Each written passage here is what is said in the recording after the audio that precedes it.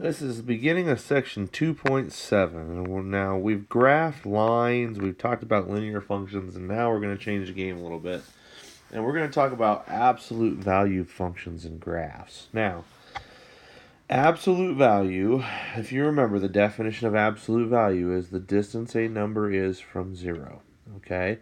And everybody will say, well, it's always positive, it's always positive. Well, that's not necessarily always true. Okay? But what we call the parent function of the absolute value, this is the most simplest graph or equation that you'll see with the absolute value. That's the parent function when I just circle. Okay.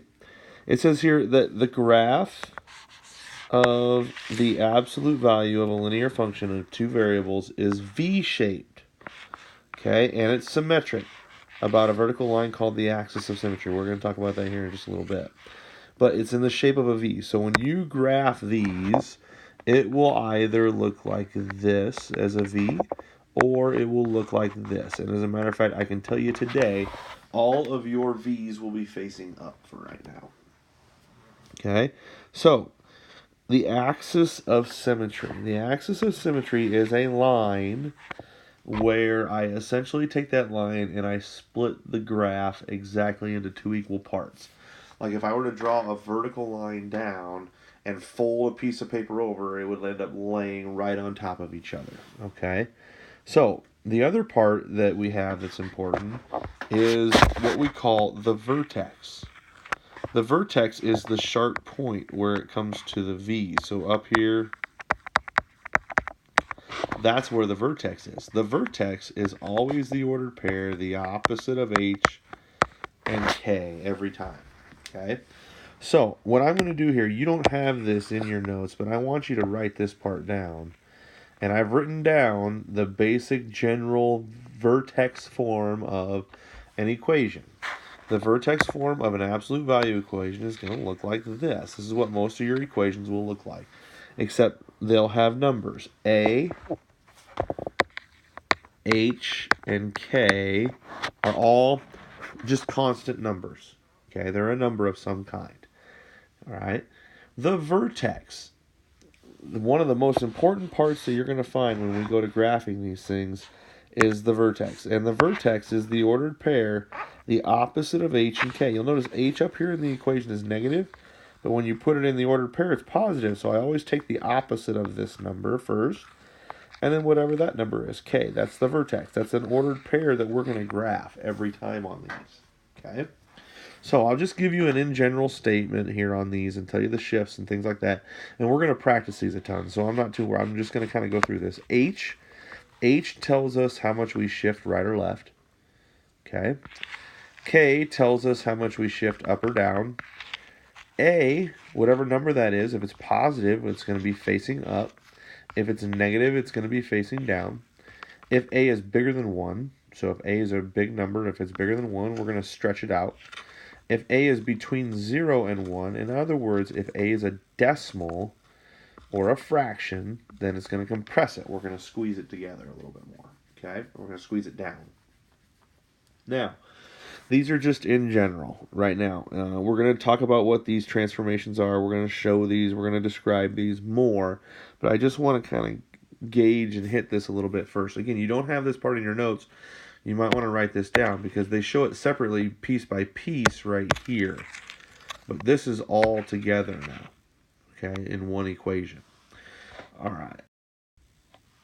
So let's talk about graphing these things, okay? So as I'm going through, again, it's going to be really important that you're writing this stuff down because you have your note packet. You're going to want to follow along with this because this is going to be tough to necessarily remember every time. Okay, how to graph an absolute value equation. First thing you're going to want to do, you're going to want to identify the vertex, okay, from the equation. You plot that on the graph first. So remember, the vertex is always the ordered pair H and K. Whatever number is in position of H, whatever number is in position of K. Now remember, I'm going to put this down here. This is the vertex form of a absolute value graph. That's a general form right there. Now not every time you'll have an H, not every time you'll have a K, not every time you'll have an A. Okay? but at least you've seen this. So now, when we're looking at this, then you're going to identify the axis of symmetry. It's the equation x equals h, whatever that is, whatever your h value is. Okay, and I'm going to show you that, how you can always find that. By the way, your axis of symmetry always goes through the vertex. So if you can identify the vertex, the axis of symmetry will be easy.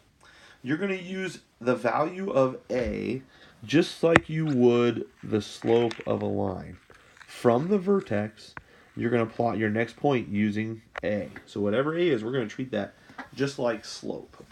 Okay? Then once you do that, you're going to use the axis of symmetry to reflect across the line. Okay? So what we're going to, and I'll show you how we're going to do this, but you're going to take, if the dot is 2 points away or 2 spots away from that line, then we have to go 2 spots to the other side. So we have to mirror it, essentially, is what I'm talking about. Okay? And again, the shape of your graph will be in the shape of a V. So, as we go through and look at these, one of the first things I'm always going to want you to do is figure out, okay, what's A, what's H, and what's K here. Okay? So, again, just a reminder, this is the... Alright, so, first of all, A. A is the value that's in front of the absolute value. Now, what number is there if there is not a number there? Well, in this case, A is always 1 if there's no number there. All right, so and I'm going to write that as a fraction, 1 over 1. All right, now, H value. You'll notice H is inside the absolute value with the X. And you'll notice, do you see a plus minus here or anything?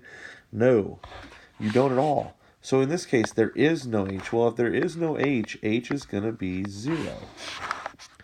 K is always the number that's outside the absolute value, usually at the end. This number is the K, and so K is -4. So my vertex is always the ordered pair H and K, which in this case is 0 and -4.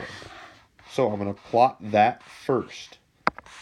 Okay, so I'm going to go plot 0, -4. That tells me I'm going down 4, putting a dot. There's my very first dot. Okay.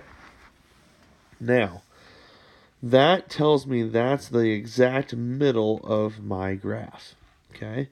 Now, what I'm going to use next is my A value. Remember, my A value here is just like slope. So my A value is going to tell me that I'm going to go up 1, and I'm going to go right 1, and I'm going to put another dot. So I'm going to go up 1, going to go right 1, put a dot right there. I'm going to go up 1, I'm going to go right 1, put another dot. I'm always going to go 2 dots to the right. And then I'll end up having 2 dots to the left. Now, you'll see my axis of symmetry always goes through the vertex. So this yellow line that I'm drawing right now is the vertical line. In this case, x equals 0. H is 0. Okay, that's where my axis of symmetry is. So, again, if I were to fold the right side over, it would end up flipping over on the left side. So how do I do this? Well, I figure out, okay, how far is this dot from that yellow line? Well, it's 1 spot. Okay, so it's 1 mark. So since it's 1 mark to the right, I have to go 1 mark to the left and put a dot over there. So I'm going to go 1 mark to the left and put a dot right there. And I don't know that I want that yellow. Let's go back and let's put it, there we go. There's a black line. Now, this dot right here, it's 2 marks from the yellow line. So I want to go 2 marks to the left. And you'll notice that essentially you just made a mirror image on the other side. Okay? And now I want to draw and these are straight lines. Okay, so now I'm going to draw my lines here. And I'm going to start here and draw the line like so. And then, whoops.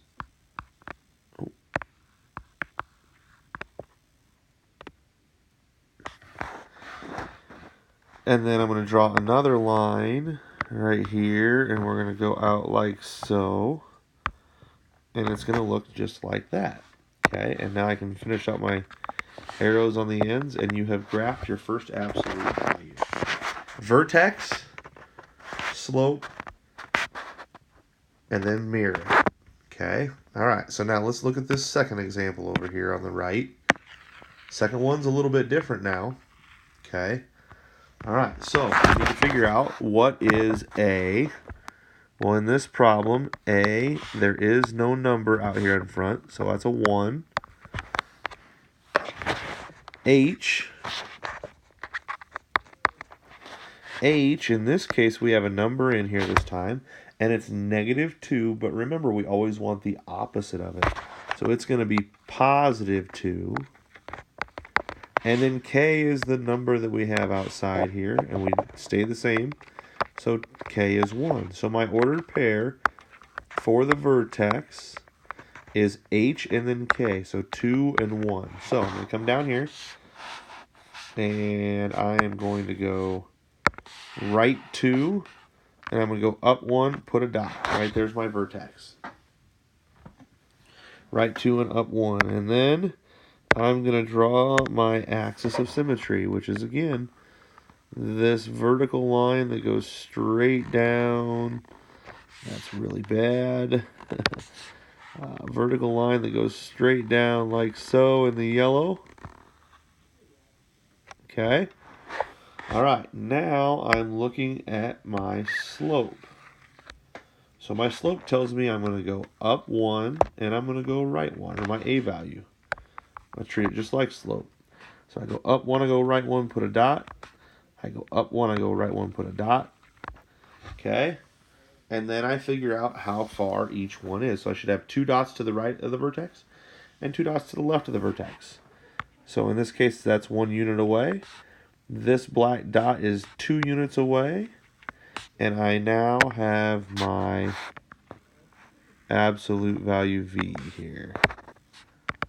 Just like so.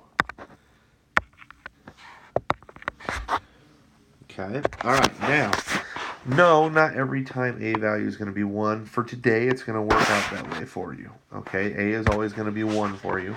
And we're always going to have an H or a K or one or the other. If there's no K there, it's a 0. If there's no H there, it's a 0. All right. You should be able to complete your class kick examples now.